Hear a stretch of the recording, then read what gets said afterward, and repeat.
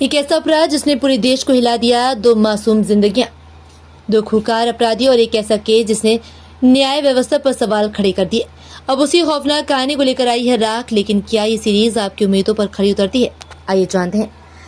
अगर आपको सच्ची घटनाओं पर आधारित क्राइम थ्रिलर पसंद है तो प्राइम वीडियो पर रिलीज हुई राख आपके लिए एक बेहद दिलचस्प अनुभव साबित हो सकती है। अली फजल और सोनाली बेंद्रे स्टारर ये इन्वेस्टिगेटिव क्राइम सीरीज भारत के सबसे चर्चित और दर्दनाक आपराधिक मामलों में से एक रंगा बिल्ला केस से प्रेरित है। साल 1978 में हुए इस कांड ने पूरे देश को झंझोर कर रख दिया।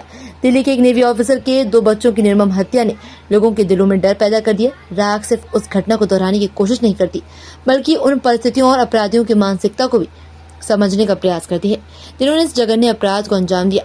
सीरीज की सबसे बड़ी ताकत इसकी कहानी कहने की शैली है। शुरुआत से ही कहानी दर्शकों को अपनी गिरफ्त में ले लेती है और हर एपिसोड के साथ रहस्य और गहराता जाता है। अली फजल अपने किरदार में पूरी तरह फिट नजर आते हैं। उनकी स्क्रीन प्रेजेंस और गंभीर अभिनय कहानी को मजबूती देते हैं। वहीं सोनाली बेंद्रे भी लंबे समय बाद एक प्रभावशाली भूमिका में दिखाई देती है और अपने अभिनय से दर्शकों को प्रभावित करती। सीरीज का निर्देशन काफी संतुलित है। मेकर्स ने केवल अपराध दिखाने पर जोर नहीं दिया, बल्कि उसके पीछे की जांच प्रक्रिया, अपराधियों की पृष्ठभूमि और उस दौरे के सामाजिक माहौल को भी बारीकी से प्रस्तुत किया।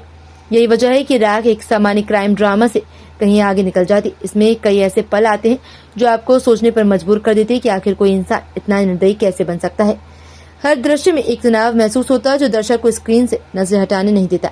हालांकि कुछ जगह कहानी की थोड़ी गति धीमी लग सकती है, लेकिन जैसे जैसे घटनाएं आगे बढ़ती हैं ये कमी महसूस नहीं होती।